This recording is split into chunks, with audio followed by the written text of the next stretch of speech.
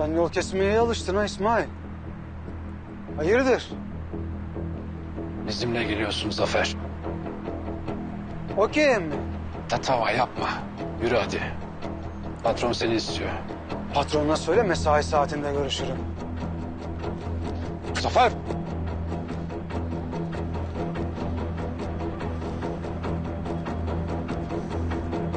Bin.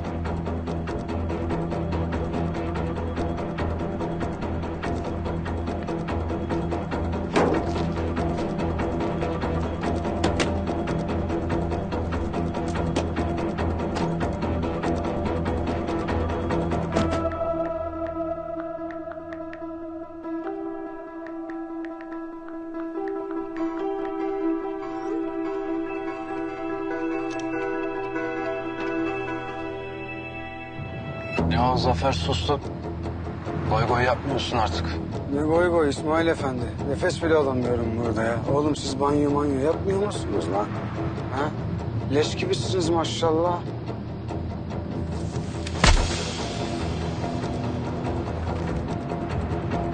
Koku boku almaz artık. Açın lan siz de şu camları.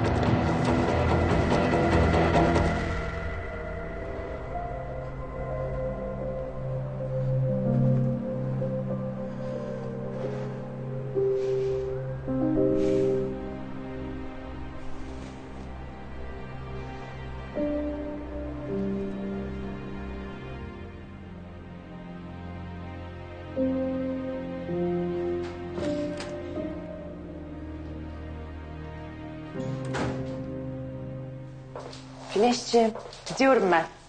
Vedalaşmaya geldim seninle. Yemeğini yemişsin ama ilacını içmemişsin. Sabah içmiştim ki zaten. Ama bunu da içmen gerekiyor. Eğer içmezsen iyileşemezsin. Dur ben içerim. Tamam, ben de göreyim. Kalkalım önce.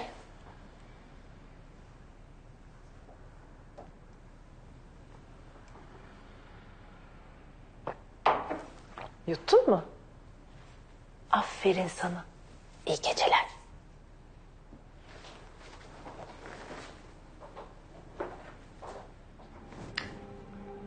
Kapatma. Kapıyı kapatmamı istemiyor musun? Işığı kapatma.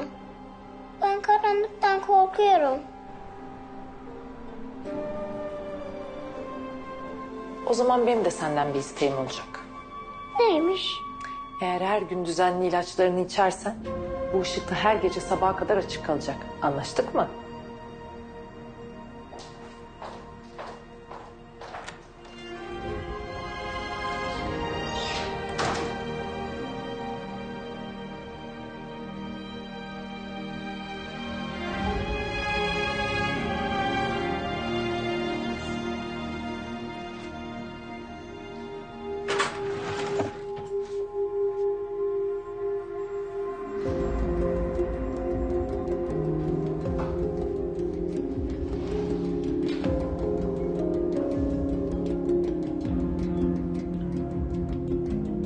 Güneş!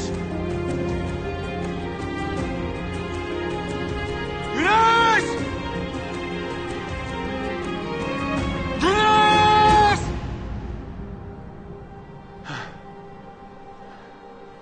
Hadi be şampiyon, neredesin? Duy beni. Güneş! Tamam, bundan sonrasını ben hallederim. Peki Suna Hanım. Fırat, bağırma lütfen. Sesini duyuramazsın. Camlar ses geçirmiyor. Ayrıca daha fazla devam edersen güvenlik müdahale etmek zorunda kalacak. Bu şekilde işleri daha da zorlaştırıyorsun. Kim için? Kendin için, oğlun için. Sabahki görüntüler burada kayıtlı. O anları Güneş de şahit olabilirdi. Bunu hiç düşünmedin mi? Ben sadece oğluma ulaşmaya çalışıyorum. Buradaki görevliler de onlara zarar gelmesin diye çalışıyorlar. Boşuna bekleme lütfen. Güneş gayet iyi. Onun iyi olup olmadığını nereden biliyorsun? Oğlumu hiç tanımıyorsun ki. Tanımama gerek yok. Anne değilim ama sayende kimsesiz bir çocuk büyüttüm. Bak, Büyüttüm diyorsun, ne kadar şanslısın. Oğlumu benden koparmaya, elimden almaya çalışıyorlar. Yüzünü bile göstermek istemiyorlar bana. Onu hiç tanımadan nelerden korkar, nelerden hoşlanır. Onu ne iyi eder hiç bilmeden iyi olacak, merak etme diyorlar bana. Nereden biliyorlar? Sen Silorne bilir misin doktor? Hayır. Ben çok iyi bilirim. Oğlumun en sevdiği yemektir. Peki Güneş'in en sevdiği renk hangisi biliyor musun? Sarı. Oğlumun çileğe alerjisi var mesela. Gariptir. Televizyonda diğer çocuklar gibi çizgi film izlemek yerine radyo tiyatrosu dinlemeyi tercih eder. Masallara, hikayelere bayılır. Onları benden dinlemeyi çok sever. Eğer olur da bir gün tamamen iyileşirse yapmak istediği ilk şey ne biliyor musun? Ölmüş annesine mektup yazmak. Bir çocuk ölmüş annesine mektubunu nasıl ulaştırır bilir misin? Ona bu kadar yakınken sarılamamak. Korkma oğlum buradayım, merak etme yanındayım diyememek nasıl bir his biliyor musun? Sen bizi hiç tanımıyorsun doktor. Bizi neyin iyi edeceğini nereden bileceksin ki?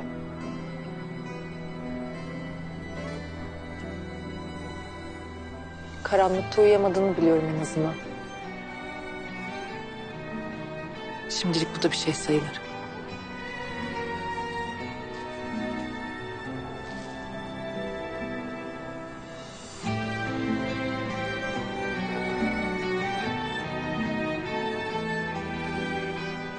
Buldum seni şampiyon. Sayın seyirciler, karşınızda 8 maç, 3 galibiyet, 5 yenilgiyle efsane boksör Zafer Günaltay.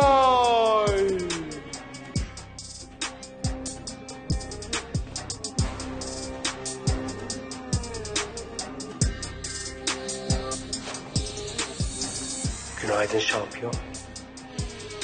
Günaydın Tansel Bey. Oo, İsmail Bey de buradaymış. Günaydın. Benim o kafama vuran nerede kafama? Sensin değil mi lan? Hayırdır Tansel Bey? Ne istiyorsunuz? Kazanmanı. Pek alışık değilsin gerçi. Bünyen yadırgayacak ama olsun. Belki alışırsın zamanla. Ya. Kafese mi çıkıyorum? Seninle işimiz yok. Kafkas çıkacak. Ay, ay. Ama sen çıkaracaksın. Çocuğu istiyorsanız Kafkas'ı ikna et, tekrar kafese sok. Bana 5 maçlık garanti vermesini sağla. Sonra çocuğunu alıp istediği yere gidebilir. Bence güzel anlaşma. Ne diyorsun? Çok güzel. Bence süper yani. Kafkas'ı ikna edeceğim. Neydi bir de? Çocuğu alacaksınız. Hepsi bu. Mükemmel. 10 numara. Bu arada sen de payını alacaksın. Oo, çifte kavrulmuş en sevdiğim. Bin bin.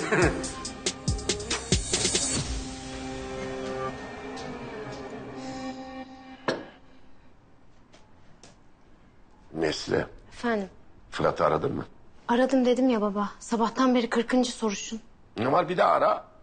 Bulana kadar ara. Tamam ararım. Abini aradın mı? Baba, bak sabahtan beri canım burnumda zaten. Elim ayağım titriyor. Bir de sen gelme üstüme ne olur. Ya bana cevap verme. Aradın mı, aramadın mı? Aradım. Kapalı. Anlaştık o zaman. Anlaştık tabii, anlaşmaz mıyız? Niye anlaşmayalım ya? Kafkas'ı kafese tıkacağım. Ondan sonra Güneş'i kurtaracağız. Bir şey söyleyeceğim Tansel Bey ya. Ben oradan nasıl görünüyorum? Satıcı gibi mi? Ha? Ben post için dost satmam. Senin malını, mülkünü, paranı bu yanındaki çakallara harca. Arta kalırsa da kumbarana atarsın.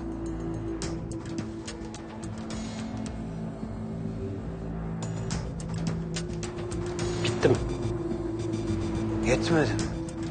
Ay yetmediyse 5 lira da ben atayım. Ne yapayım? Bütçem yok.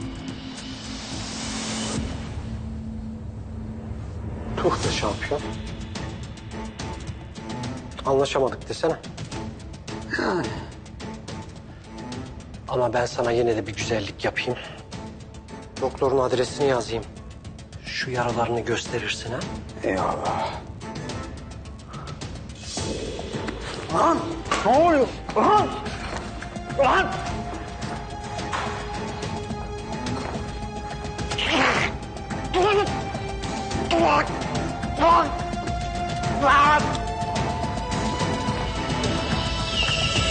Nesli koş.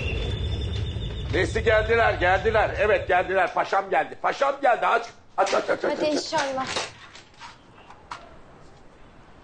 Selvi. İyi akşamlar. İyi akşamlar. Ben Güneş'i merak etmiştim de Zafer'i aradım, telefonla ulaşamadım, kapalı. Merak ettim, evden koşarak geldim buraya ben. Biz de arıyoruz. Ulaşamıyoruz. Merak ediyoruz. Fıratlardan da bir haber yok maalesef. Zafer Fırat'la mı? Onun kimin yanında olduğu belli olmaz kızım. En ihtiyaç duyulduğu anda o kaybolur. Kim bilir kimin yanında? Zafer Günaltlar. Baba. Ne var? Mal ortada. Malı tanıtıyorum. İleride iade olmasın. Sen boş ver Selvi. Gel içeri, ayakta kaldın. Yok ben hiç girmeyeyim. Babam evde bekliyor. Babam eve girmeden girmem gerekiyor. Babana çok selam söyle kızım. Baş üstüne söylerim. Beni mutlaka arasın Zafer, tamam mı? Uyumayacağım aramadan, tamam mı?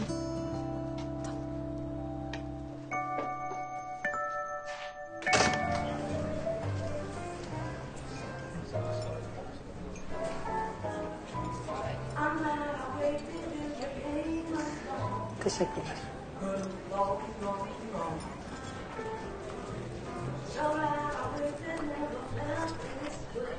Hoş geldin hayatım. Hoş bulduk.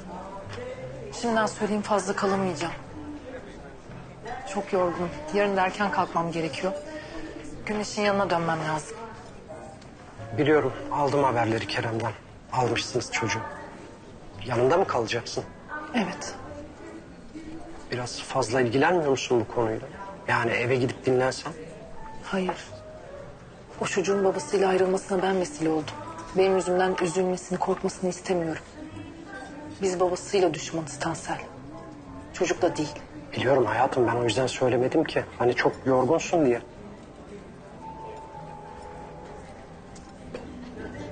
Koluna ne oldu?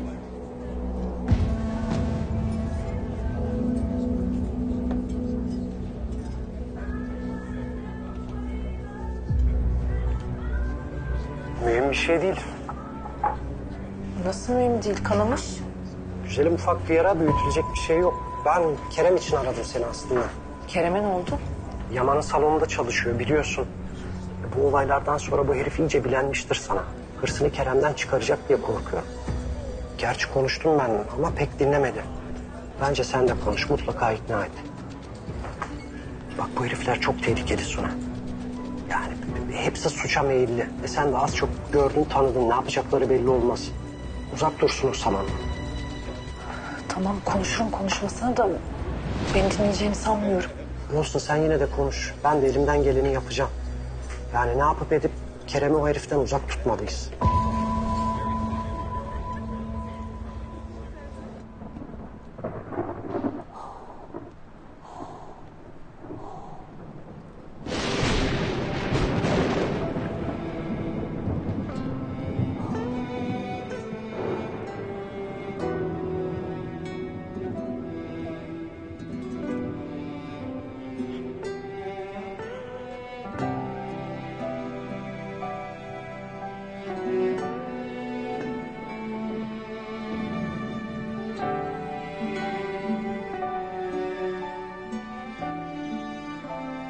Profesör ne demiştim sana? Sakın uyuma. Tamam mı? Babam gelir alır birazdan bizi.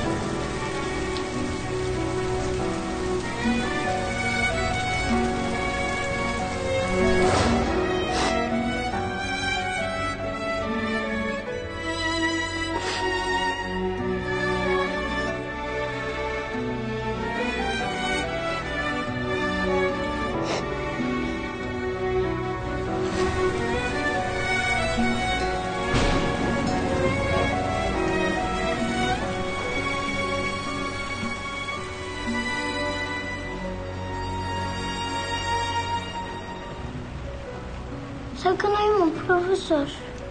Güneş battı biliyorum. Ama babam bazen geç kalır. Söz verdi gelecek biliyorsun. Tamam ben de yoruldum ayakta durmaktan. Ama yatağa geçince uyumak yok tamam mı?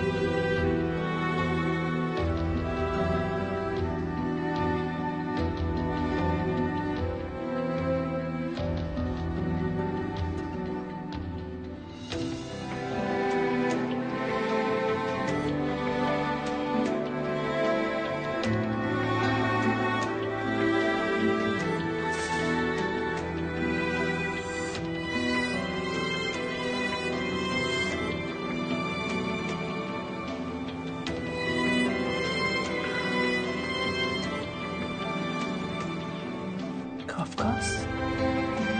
Baba.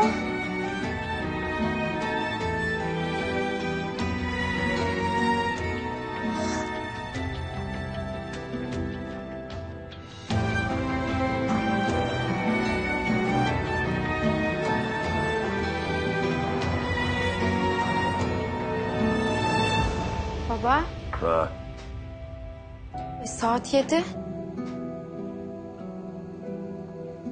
ne olmuş yediysen? Sen hastayken bile 6'da açarsın salonu, ona şaşırdım. Öyle de bugün salona gitmek gelmedi içimden. Hep ayaklarım geri geri gitti. Gece de uyuyamadım. Güneşe üzülüyorsun değil mi? Yani ikisine de üzülüyorum. Zor be kızım. Yani bir baba için çok zor. Yani bir çocuk annesiz babasız büyüyebilir bu hayatta. Eğer şansı varsa hayatta da tutunabilir. Ama bir insanın evladı olunca... hele evladından başka hiçbir yakını yoksa... ikisi için de çok zor. Çok zor mesele. Abin olacak o dingo. Ha? Niye aramıyor ha? Niye aramıyor akşamdan beri? Ne yapıyor bunlar? Baba dün geceden beri aynı şeyi soruyorsun. Aradım kaç kere, senin yanında da kapalı ikisinin de telefonu. Nereye gidiyoruz? Sana bir sürprizim var. Ne sürprizi? Söylersem sürprizi kaçar. Ben babama söylerdim hep. O da sürprizleri söylerdi.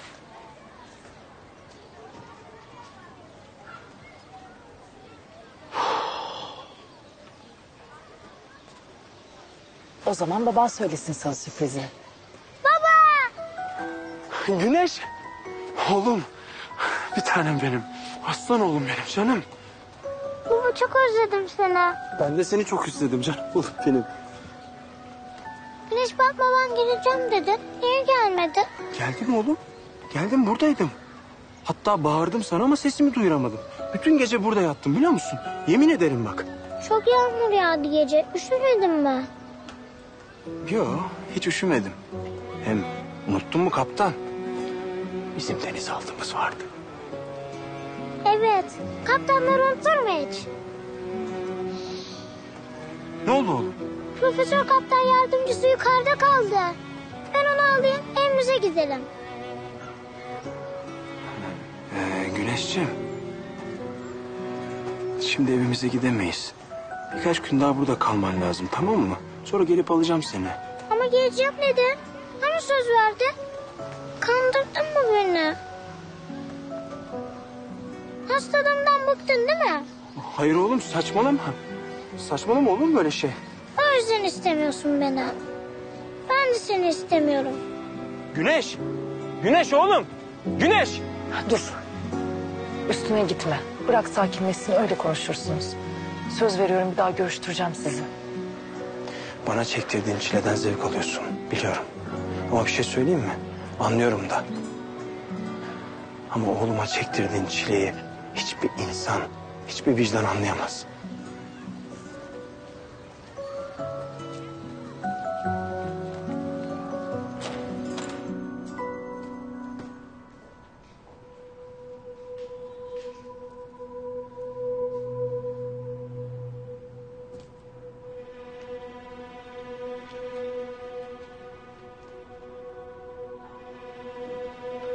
Kim var içeride?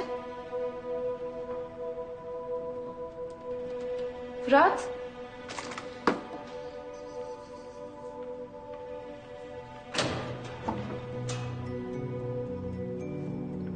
Abi?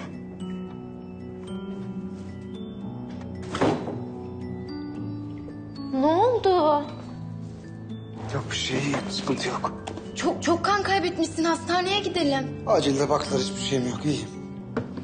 Abi bunu sen sarmışsın. Belli kalk doktora gidelim. Ya bir bırak. İyiyim dedim.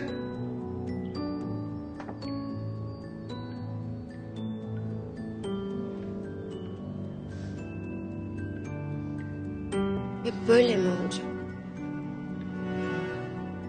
Böyle soğuk, uzak. Biz seninle bu konuları kapattık. Açılmamak üzere kapattık. Bizi buraya bir daha sokma. Rica ediyorum yani. Ben kapatmayacağım abi. Ben Fırat'ı sevdim, kalbime söz geçiremedim diye affetmeyecek misin beni?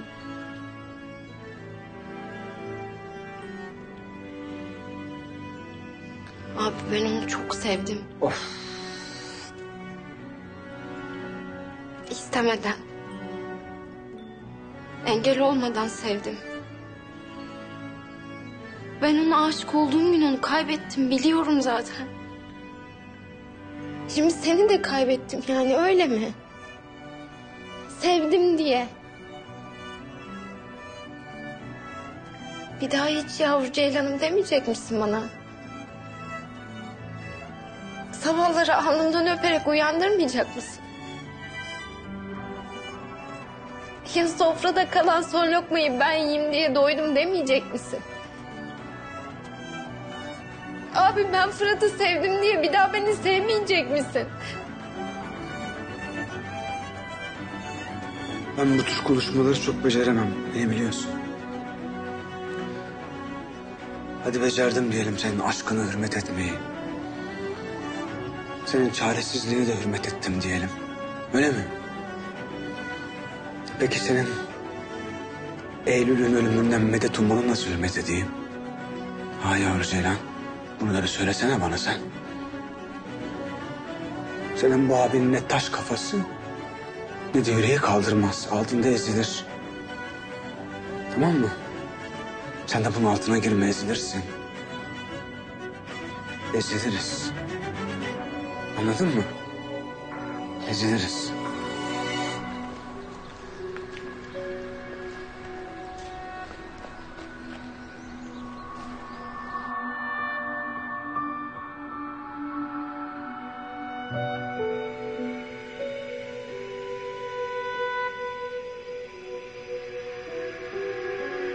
Zafer?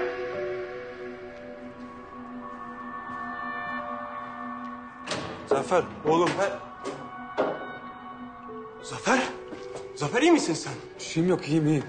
Ne oldu sana? Kavga mı ettin? Yok bir şey yok, iyiyim ya. Kim yaptı bunu?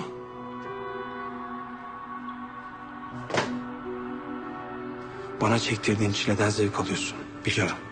Ama bir şey söyleyeyim mi? Anlıyorum da.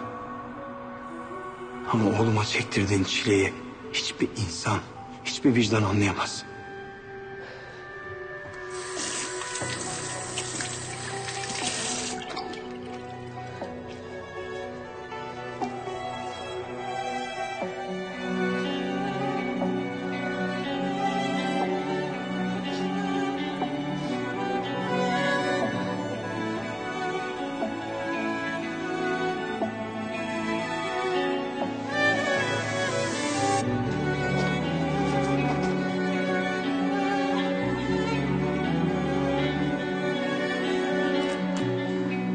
Doktor hanım, Buyurun. ben de sizi arıyordum. Ne oldu, bir sorun mu var? Var galiba. Bunları Güneş'in odasını temizlerken çekmecede bulmuşlar. Bunlar Güneş'in ilaçları. Evet, içmemiş çekmeceye atmış galiba. Tamam, teşekkürler. Ben ilgilenirim. Rica ederim.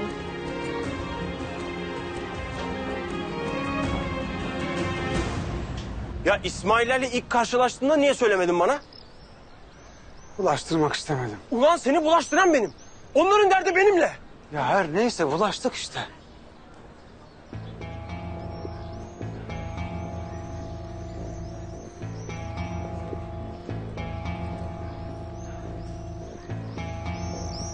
Rahat. Ben senin bu bakışını biliyorum ha. Aklından geçenleri de okuyorum. Sakın gideyim bu adamlara dalaşayım deme bak. Bu adamlar senin benim gibi adamlar değil. Bu adamların her meydanda atları var. Yolunda aşağı bunlar. Bu adamlara bulaşırsan eğer Güneş'i hepten unut. Ben sana söyleyeyim. Duyuyor musun acaba beni? Ya duyuyor musun? Duydum, tamam. Sinirlendim o kadar. Bulaşmayacağım Tansel'e falan. Zaten başımızdan büyük belamız var.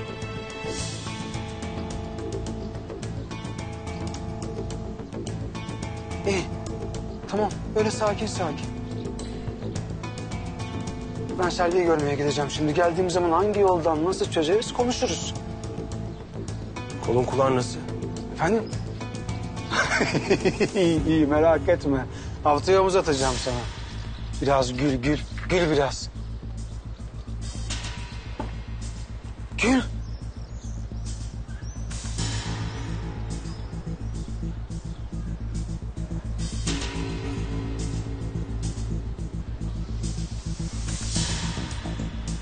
Neslihan, senden bir şey isteyeceğim. Bu internetinden bana bir adres bulabilir misin? Tabii. Nerenin adresi lazım? Tansel'in salonu.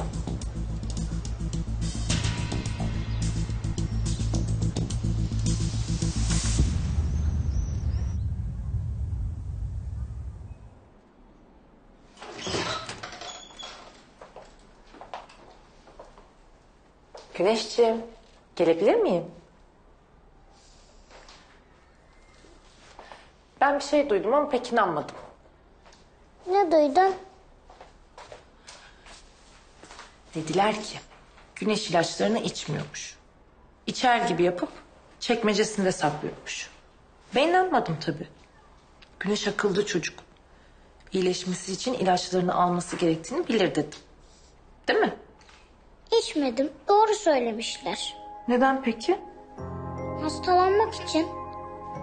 Hasta olmak için mi? Babam güneş batmadan geleceğim dedi. Ama gelmedi. O yüzden hastalanırsam gelir dedim belki. Ama beni artık sevmiyor. Ben de onu sevmiyorum.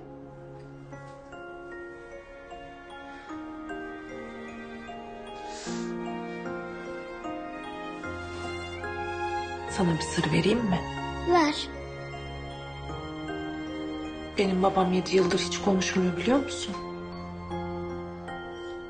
Niye? Hasta mı? Gibi. Yıllardır ne söylediğini gözlerinden anlarım hep. Bakışlarıyla konuşurum. O yüzden insanların gözlerine baktığımda mutlu mu, mutsuz mu ya da kızgın mı olduğunu hemen anlarım gözlerinden. Mesela sen. Ben artık babamı sevmiyorum diyorsun ama gözlerin aslında onu ne kadar çok sevdiğini söylüyor bana.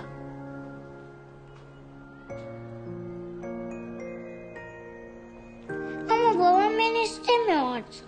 Hayır. Babanın da gözleri seni ne kadar çok sevdiğini söyledi bana. İnan her şeyden çok istiyor senin yanında olmayı.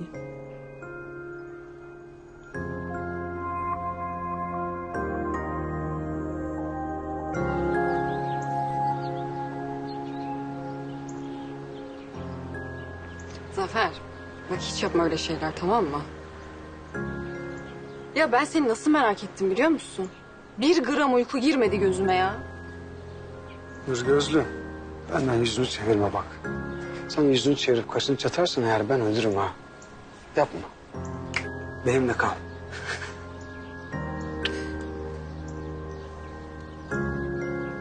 Acımıyor değil mi? Yok ya bu kum torbasını şey yaparken oradan zinciri falan. Bir dur Nesli, bir dur. Öyle oldu yani. Zafer, siz Nesli'yle barıştınız mı? Ay nasıl sevindim, anlatamam sana ya. Kızcağız nasıl üzüldü biliyor musun? Ama ben dedim, benim Zafer'im dedim. O kadar güzel bir yüreği vardır ki her şeyi anlar dedim. Ne diyorsun ya anlamadım. Ne dedin? Anlamadım. Nesli'yle Kafkas diyorum. Sen biliyor muydun? Evet. Niye söylemedin? Nesli söyleme dedim. Nesli söyleme dedi, sen de bana söylemedin öyle mi? Bizim birbirimize verdiğimiz söz ne oldu o zaman? Ama Bir dakika. Efendim Nesli? Ne? Kızım sen adama niye adresini veriyorsun o zaman? Adresi niye veriyorsun adresi? Ya kapat. ne oldu Zafer? Fırat'a Tansel'in adresini vermiş. Oraya gidiyormuş adam. Bu mevzu bitmedi daha. Konuşacağız seninle. Konuşacağız. Konuşacağız.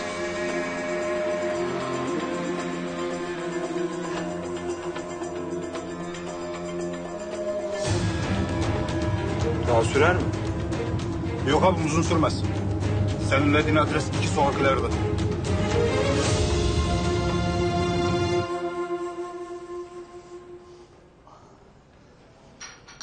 Ay vallahi büyük riske girdim ben. Bu nasıl gizli tanıklık anlamadım. Eve kağıtlar falan geliyor. Vallahi böyle konuşmamıştık Tansel Bey. Kesinlikle böyle konuşmamıştık. Yani bence de.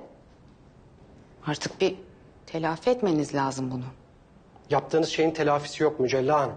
Benim size verdiğim parayı gidip Kafkas'a vermişsiniz. Ha siz onu mu diyorsunuz? Yalnız o öyle olmadı.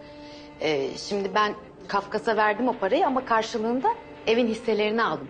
Yani bir nevi ticaret diyebiliriz. Mücella Hanım, ister evin hisselerini alın ister tüy dökücü krem beni ilgilendirmiyor. İkimiz de Kafkas'ın buradan gitmesini istiyoruz sanıyordum. Ama siz ona o parayı vererek ona can vermişsiniz, ayağa kaldırmışsınız. Ay ya 3.30 parayla kime ne can verilir, kim ayağa kalkar? Yani çoktan eriyip gitmiştir o 30.000. Bakın asıl mevzumuz tanıklık mevzu. Serhat abisine çok düşkündür. Vallahi anlarsa beni dakikasında boşar yani. Ha, Serhat'a yanmam ama çocuklara yanarım ha.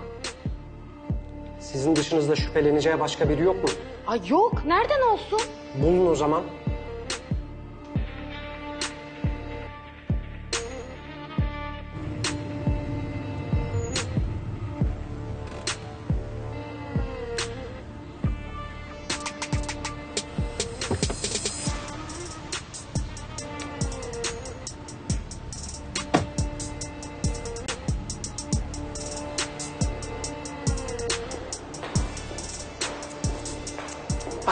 bulacakmış. Ha oldu. Çok kolaydı sanki başkasını bulmak. Allah'ım ya Rabbim ya.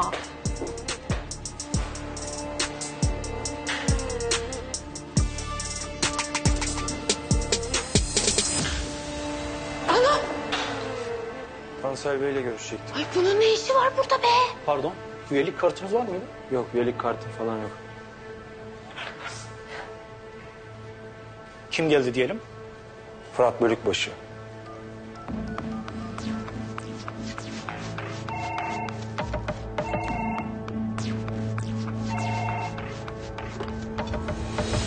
Efendim, Fırat Bölükbaşı gelmiş. Bırak gelsin.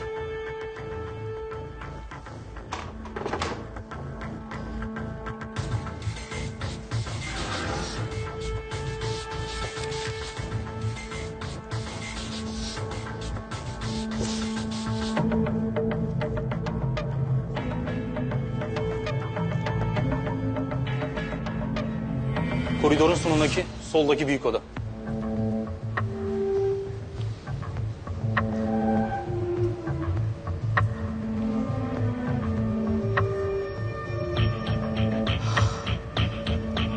Ne oluyor be? Ay ne oluyor be?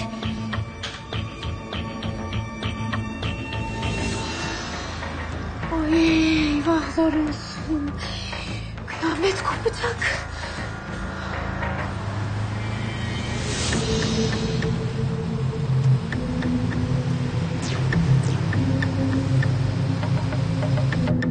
Geç baba geç serbest geç. Usta benim biraz acelem var bassam mı acaba? Sana zahmet olacak ama. Tamam abi.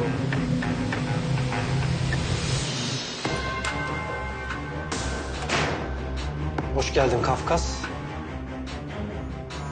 Seni burada görmek ne güzel. Zafer mesajımı iletmiş belli ki.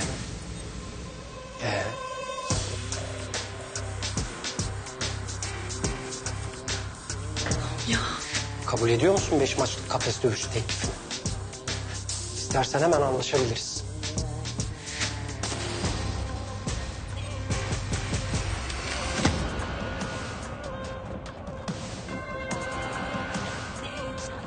Benim adım Fırat. Şimdi seninle başka bir anlaşma yapacağız.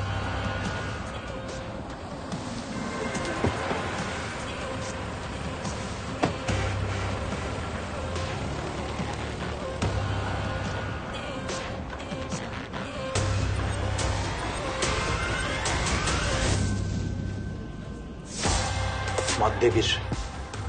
Türlü katakulliyle elimden aldırdığın çocuğumu geri vereceksin. Madde 2. Bundan sonra sevdiklerimin etrafında gölgeni dahi görmeyeceğim. Köşeye sıkışan ben değilim, sensin. O yüzden şartları ben belirlerim. Sen nefes mesafesini bilir misin? Hı? Rakibin nefesini hissedeceği kadar yakınına girmişse ancak gözünü hakem sayarken açarsın. Beni ilgilendirmez. Ben devirenden de devrilenden de para kazandığım için kimsenin ağız kokusunu çekmem. Bundan sonra sana nefes mesafesinden bile yakınım. Bilmem anlatabiliyor muyum?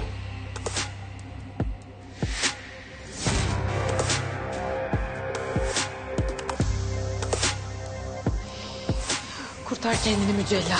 Ne yap et? Kendini kurtar bu işten. Allah'ım yarabbim ya. Kardeş bak benim seninle bir işim yok. Papaz etme bizi burada şu an. Emiri konusun haddini bil.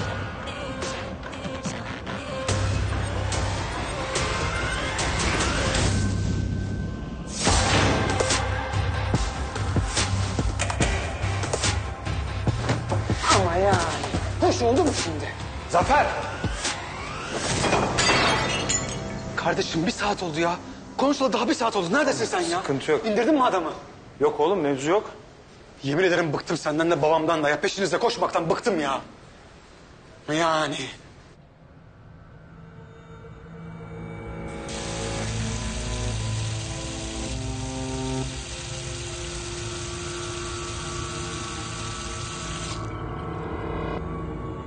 Sen nefes mesafesini bilir misin?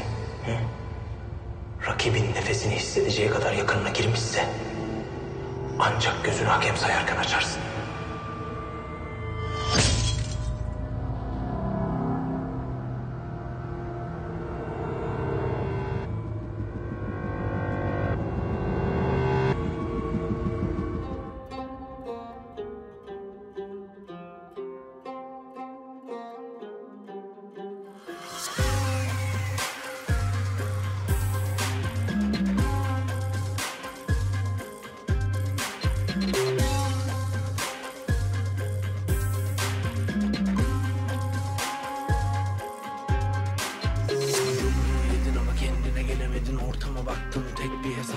Acılara kar, kendini buldun, sandığın aşkla hep bir tokat var. Yumruğu yedin ama kendine gelemedin, ortama baktın, tek bir hesap var. Acılara kar, kendini buldun, sandığın aşkla hep bir tokat var.